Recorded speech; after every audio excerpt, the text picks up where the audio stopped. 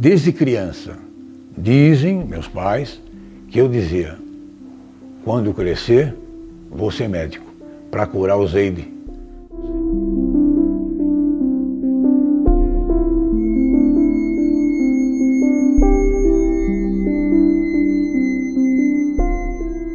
Eduardo é o meu nome.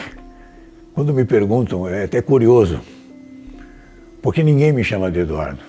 Eu sou Berger, Dr. Berger. Minha mamãe, querida Fanny, era uma menina, adorava esse nome, Eduardo.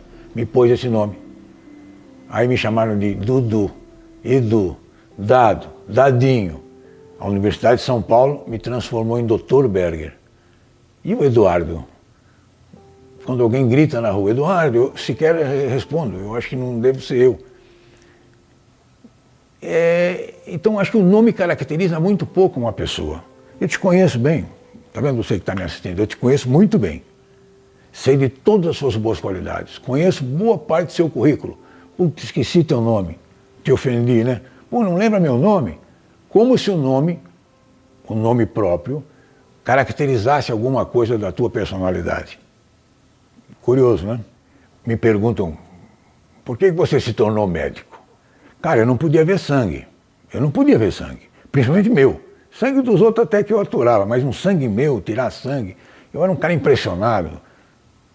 Perdi os sentidos, tinha a chamada lipotímia, me caía a pressão. Eu não podia ver sangue. Que raio de médico é esse que não pode ver sangue? No entanto, desde criança, dizem meus pais que eu dizia: quando eu crescer, vou ser médico, para curar o Zeide. Zeide é um termo carinhoso para chamar o avô, em Yiddish, língua que os judeus ashkenazi usam. Eu tenho essa origem. Porque o meu avô sofria de uma angina terrível, crises lancinantes. Isso levou a uma insuficiência cardíaca grave. Ele tinha crises intensas e eu assistia aquilo, apesar de tenra idade. Ele era muito velho proporcionalmente, já que meu pai, quando nasceu, ele foi um filho temporão. O pai dele já tinha mais de 50, então quando eu era criança ele era um idoso, bem idoso. E eu dizia: vou crescer.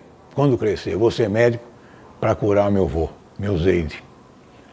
Não sei se isso influenciou com certeza, mas eu sei que a medicina é como uma roupa que eu vesti, sob medida. Ela caiu em mim e eu não me imagino em outra atividade.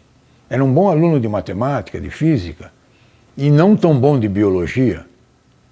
Botânica, zoologia, era terrível para mim aprender, aquela decoreba. No entanto, não fui para a engenharia, fui para a medicina e isso me gratificou muito. Tudo no início da vida é difícil. Eu fui fruto da escola pública, da maravilhosa escola pública dos anos 50, 60. Ah, meu querido e inesquecível Colégio Estadual Presidente Roosevelt. Até hoje promovo reuniões dos colegas dessa turma brilhante do Colégio Estadual Presidente Roosevelt. Amigos há 70 anos, vários professores universitários, todos da escola pública. Tive a felicidade de cursar depois a medicina da USP. Isso tudo foi uma dádiva, porque a escola pública era um espetáculo na época. Então não padeci de qualquer conflito, dificuldade, não surgiu nenhum mínimo interesse em mudar do curso que Deus, em sua infinita bondade, me proporcionou. Claro que houve as naturais dificuldades. O vestibular era extremamente concorrido, a concorrência era enorme, apesar de ser muito bom aluno em física e matemática. Todos estranhavam, porque história natural, biologia não era o meu forte. Por que você não vai para a engenharia? Mas o conflito não havia dentro de mim. Eu sabia que queria ser médico. Era como que uma vocação. Tanto antigamente como na atualidade, o indivíduo, para ser médico, ele vai passar por diferentes batalhas. A primeira é a concorrência enorme no vestibular. O vestibular é muito concorrido. E eu tive muita sorte, muito sucesso nos estudos, mas atribuo isso a um pouco de sorte, um pouco de esperteza. Então, depois de vencer essa terrível façanha que é a faculdade, vamos entender que o curso médico habitualmente é muito caro. Apenas famílias de muito poder aquisitivo conseguem formar um filho médico. E muitas vezes a formatura, espera-se que com a formatura virá uma profissão rentável, uma profissão que vai trazer valores financeiros, pecuniários para a família. Isso é muito difícil, está muito difícil. Então, na verdade, o médico terá que pensar que ele vai se sacrificar muito. Essas são dificuldades existenciais e que se equivalem tanto em épocas passadas como nas épocas atuais. O caráter do médico tem que ser voltado para uma humanidade, saber ouvir os outros, isso é muito importante. Eu me formei no ano 1969 e de imediato iniciei minha residência médica, minha pós-graduação no Hospital das Clínicas, na área de cirurgia do aparelho digestivo. Naqueles dias, médico recém-formado, houve duas referências que me marcaram muito.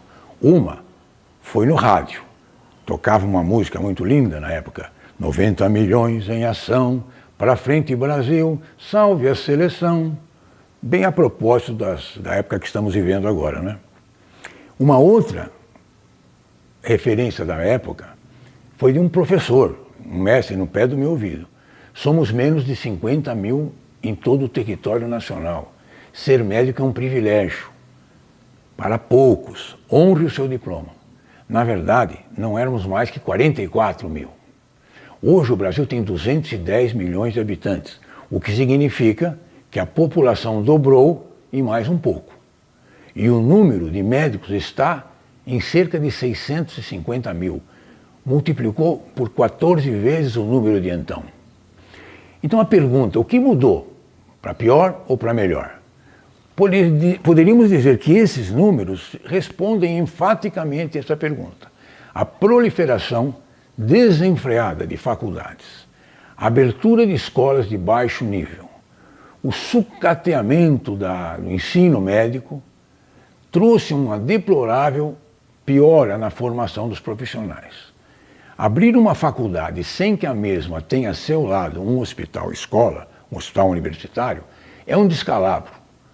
Então, tudo piorou a um nível crítico, não é? A medicina brasileira está um lixo. A resposta é um sonoro não. Não houve piora. Pelo contrário, houve melhora. Como explicar esse paradoxo? Não me parece algo fácil. Sei que muitos colegas irão discordar de mim, principalmente os da velha guarda. Eu vou tentar explicar o porquê do meu não. E é pura aritmética. Em 70 éramos cerca de 50 mil médicos. Todos ótimos, maravilhosos, perfeitos? Não. Digamos que, num cálculo otimista, 70% desses eram bons médicos. Isso dá 35 mil. E tinha 90 milhões de habitantes. Fez a conta, vai dar um bom médico para cada 2.500 habitantes. Situação atual. O Brasil dobrou e mais um pouco, né? 210 milhões.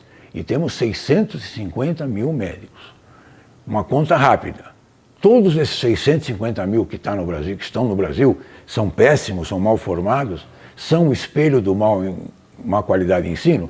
Também não. Vamos fazer um cálculo pessimista. 85% são maus. Então, sobram 100 mil bons médicos. 100 mil bons médicos para 210 milhões de habitantes equivale a um bom médico para 2.100 habitantes. Então até melhorou, o número não mente. Está claríssimo que o número de bons médicos por habitante até melhorou um pouco. Mas não reside só aí a melhora. Some-se o incremento técnico dos procedimentos de investigação diagnóstica, os procedimentos cirúrgicos microinvasivos, robóticos, a extraordinária qualidade da nossa indústria farmacêutica, com o advento inclusive dos genéricos. Tudo isso faz da medicina brasileira um orgulho. Concluindo, houve uma melhora extraordinária nos índices de longevidade, expectativa de vida e qualidade de vida, graças à boa medicina brasileira. Desde os primeiros anos da academia, de minha vida universitária, me decidi a ser cirurgião. E me liguei a cirurgiões do Hospital Humberto Primo, velhinhos cirurgiões, profissionais muito experientes, que na época faziam as cirurgias naquele velho Hospital Humberto Primo, que depois a gente chamava de Hospital Matarazzo, hoje é um centro cultural e gastronômico maravilhoso. foram muito generosos comigo. Eu tenho muita gratidão por esses senhores, porque já naquela época, como estudante, me orientaram, me supervisionaram em pequenas cirurgias que já me deixaram fazer. Depois fizemos toda a formação na USP e mais os anos de Hospital das Clínicas, com uma atividade muito intensa, e depois como preceptor dos residentes de cirurgia geral e do aparelho digestivo. O início de carreira sempre é muito sacrificado para os médicos e para todas as profissões.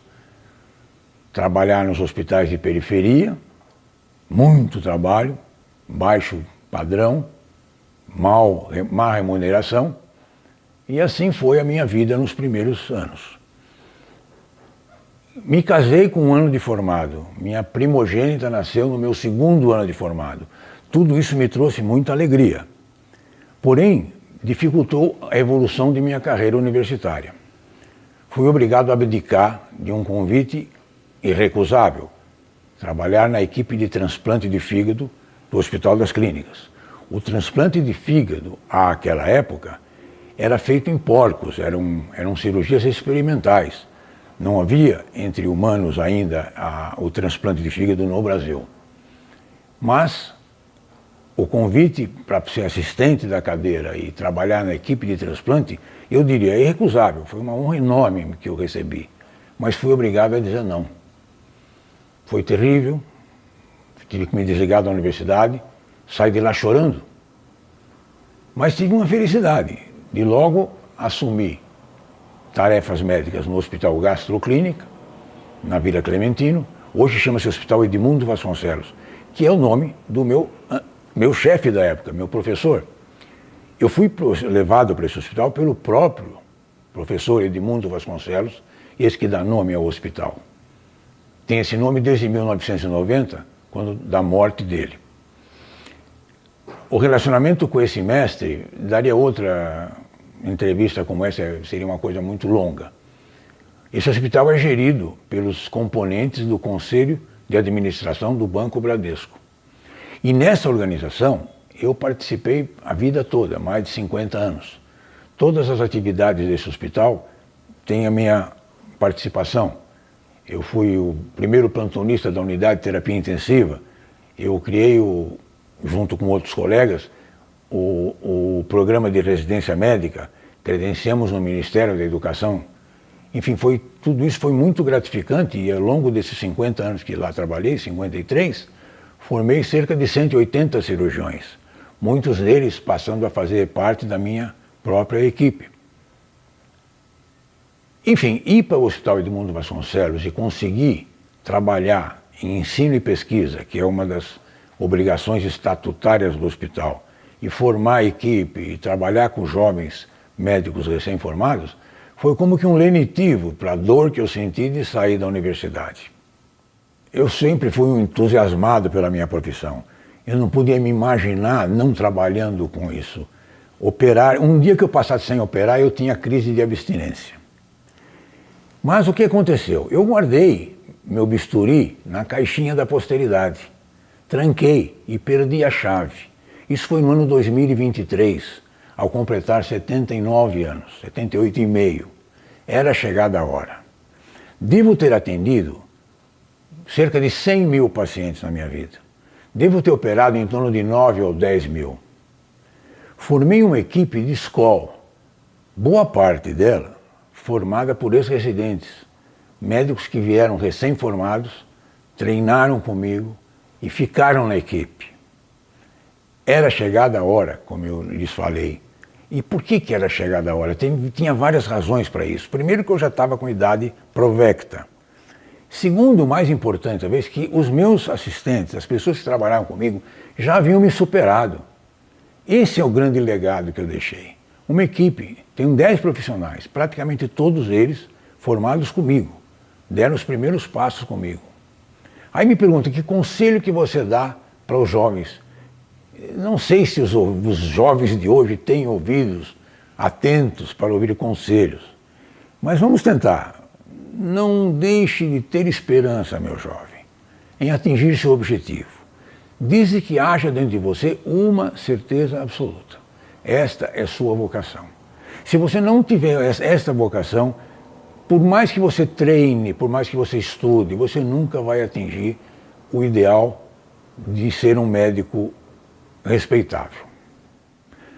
Acredito que nem eu, nem ninguém é capaz de responder de imediato uma ação que transforme a medicina do Brasil em algo melhor.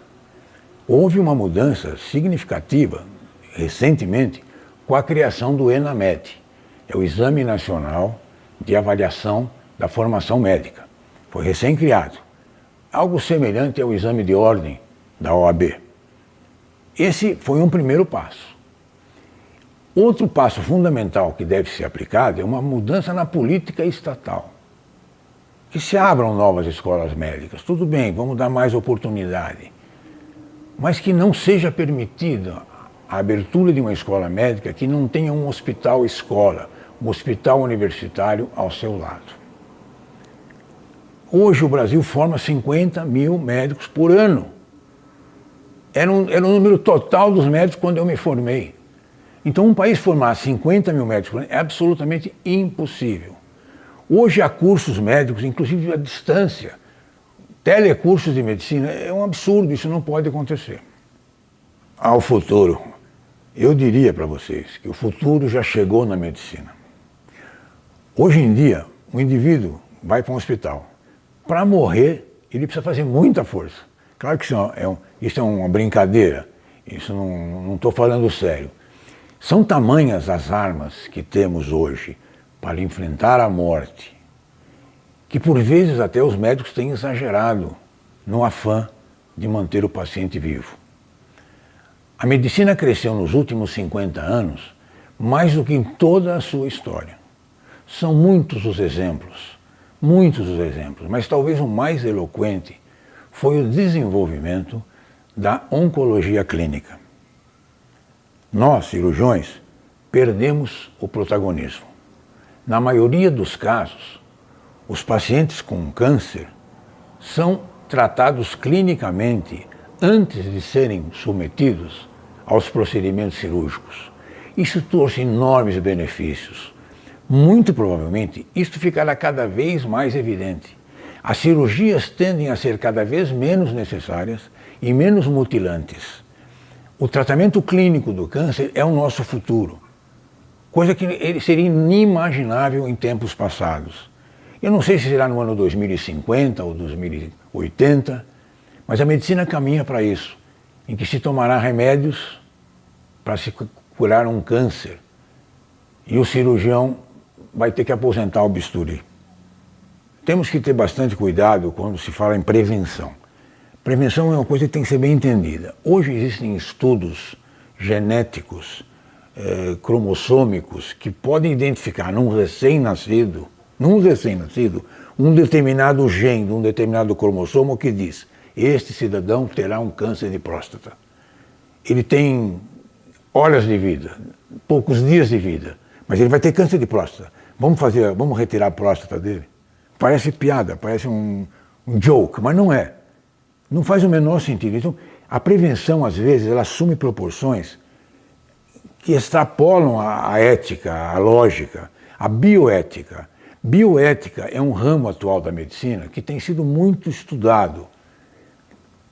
O direito que o paciente tem de se manter vivo ou de querer partir para a outra dimensão.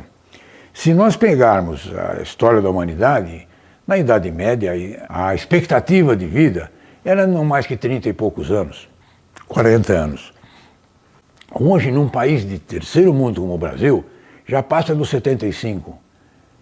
A população do mundo cresce exponencialmente. Temos hoje 8 bilhões de habitantes. Cabe tudo isso no mundo?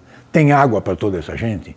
Vale a pena manter vivos tantos habitantes? Então, tudo isso aqui é uma coisa muito mais filosófica e não cabe a um médico julgar. Quanto à eutanásia ou abortamento, o aborto, são dois, como eu diria para vocês, dois tabus na medicina que são inatingíveis, não tem como decidir por isso. Alguns países já autorizam a tal da eutanásia. Pessoalmente, se eu falar para vocês que eu nunca vi isso, é mentira. Eu já tive vários pacientes, familiares, amigos, esposa de grandes amigos, que estavam em final de vida, prognóstico fechado, não tinha mais o que ser feito. Claro que nós acedamos, não foi bem uma eutanásia, alguns chamam isso de eutanásia branca, você liga lá um anestésico na veia e mantém o indivíduo sem consciência para que ele não tenha um sofrimento físico, espiritual, né? Não deixa de ser um tipo de eutanásia. Uma pergunta muito difícil de responder hoje é quem é Eduardo Berger? Eu. Vamos entender bem, atingir a 9ª década de vida, que eu estou vivendo a 9ª década. Alguns dirão, não é a 9ª, é a última.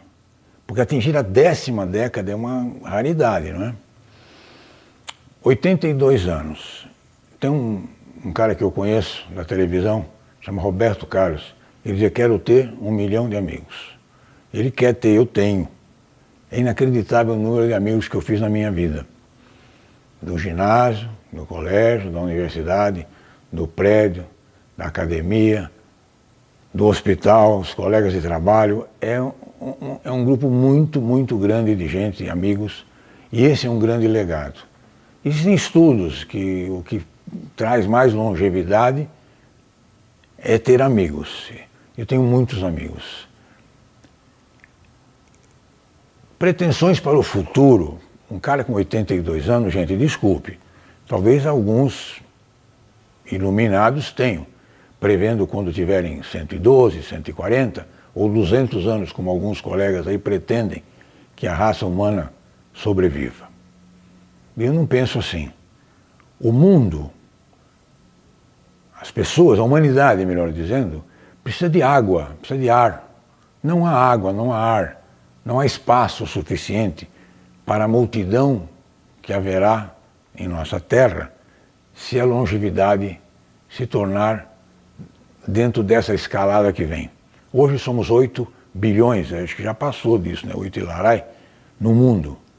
Não tem mais espaço, falta água, falta alimento. Então, eu hoje, com toda sinceridade, isso não é um pessimismo, é um realismo. Eu sou realista, eu acho que é o momento da humanidade pensar e entender que tem que usufruir daquilo que tem. Vocês acreditam em Deus? Eu acho que essa é uma das formas de acreditar nele, aceitar os desígnios da natureza. Foi muito prazeroso para mim atender esse convite e gravar essa história da minha vida. Dizer que estou muito feliz, num momento de grande alegria. Minha neta se forma médica em Bolonha, na Itália. Estou indo para lá agora, uma viagem cansativa, vou passar um mês na Itália, viajar a Itália inteira. E aproveitar para ir na formatura da minha neta. Eu tinha dito, vou na formatura da minha neta, médica em Bolonha, a faculdade de medicina mais antiga do mundo. É uma faculdade quase milenar. Ela foi fundada no século XI, 1040 ou qualquer coisa assim. E vou aproveitar para dar uma volta na Itália, porque eu adoro a minha neta. Mas na verdade hoje eu sou obrigado a me adorar. Então eu vou dar uma grande volta na Itália. E vou aproveitar para ver a formatura da minha neta, né? Mudei um pouquinho o contexto.